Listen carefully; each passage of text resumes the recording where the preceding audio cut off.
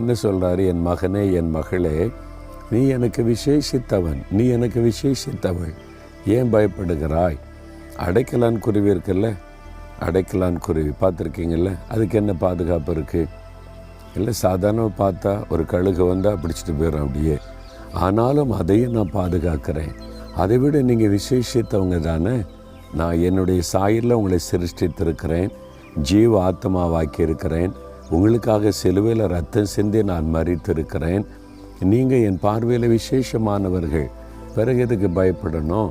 எனக்காக உயிரையே கொடுத்த இயேசு எனக்கு இருக்கிறார்னு சொல்லுங்கள். எனக்காக ரத்தம் சிந்தி மரித்து உயிர்த்தெழுந்த இயேசு எனக்கு இருக்கும்போது நான் ஏன் பயப்படணும்? எதை குறித்தும் பயப்படாதங்க. பயப்படுகிற ஏதோ காரியம் உங்களை சூழ்ந்து வந்திருக்கலாம். அதனால தான் ஆண்டவர் சொல்கிறாரு, என் மகனே, மகளே, நீ ஒன்றும் பயப்படாத.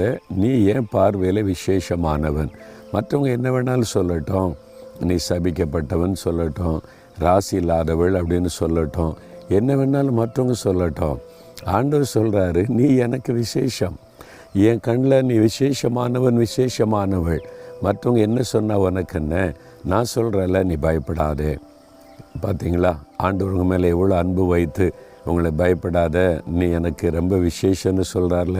இதை விட என்ன பாக்கியம் வேணும்? இப்போ நீங்கள் சொல்கிறீங்களா, ஆமாம் ஆண்டவரே, நான் அதை ஏற்றுக்கொள்கிறேன். உமக்கு நான் விசேஷமானவன், விசேஷமானவள். இனி நான் பயப்பட மாட்டேன். யார் என்ன சொன்னாலும் அதை பற்றி கலங்க மாட்டேன். நீங்கள் சொல்கிறத எனக்கு முக்கியம். அப்படி சொல்கிறீங்களா?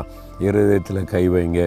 ஆண்டவரை பார்த்து சொல்லுங்கள், ஆண்டவரே, நான் உம்முடைய பார்வையில் விசேஷமானவனாக, விசேஷமானவளாக இருக்கிறதற்காக ஸ்தோத்திரம். எனக்காக மரித்து நீர் உயிர்த்தெழுந்தபடியால் இனி நான் பயப்பட மாட்டேன். எனக்கு துணையாக இருக்கிறீங்க. ஒன்றும் என்னை பாதிக்காது. நீங்கள் என்னை பாதுகாத்து நடத்துகிற தேவன்.